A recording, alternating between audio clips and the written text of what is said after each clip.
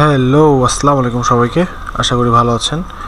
তো আজকে আমি একটা খুব কনফিউশনাল ব্যাপার নিয়ে কথা বলবো, সেটা হচ্ছে ওয়েব ডিজাইন আর ওয়েব ডেভেলপমেন্ট। আসলে দুইটা কি সেম নাকি দুইটা আলাদা জিনিস?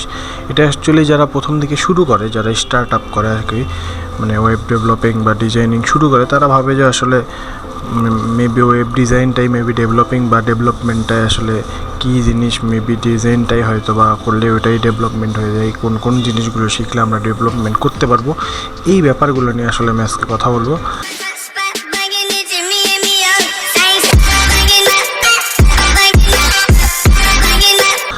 তো প্রথমে আমরা কথা বলি হচ্ছে ওয়েব ডিজাইনটা কি। ওয়েব ডিজাইন কিন্তু কথার মধ্যেই আছে। ওয়েব ডিজাইনটা কি? ওয়েব ডিজাইনটা হচ্ছে আসলে actually design, front end design.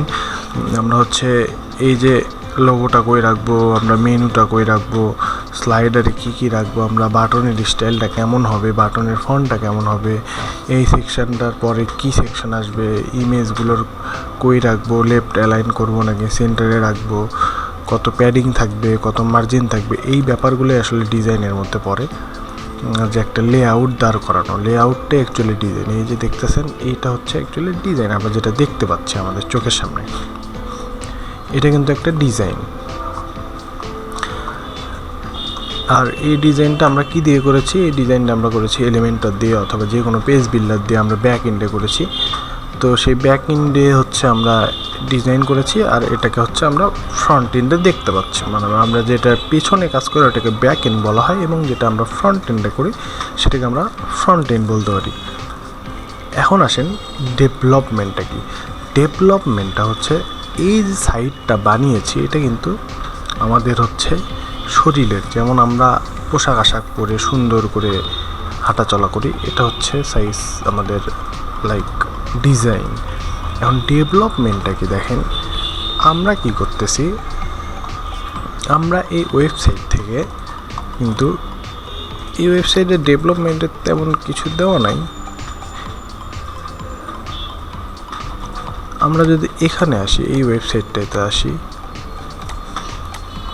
হ্যাঁ, এই ওয়েবসাইটটা থেকে কিন্তু আমরা কি করতে পারবো দেখেন, আমাদের কিছু প্রোডাক্ট আছে, প্রোডাক্টে অ্যাড টু কার্ট করলে এটা কিন্তু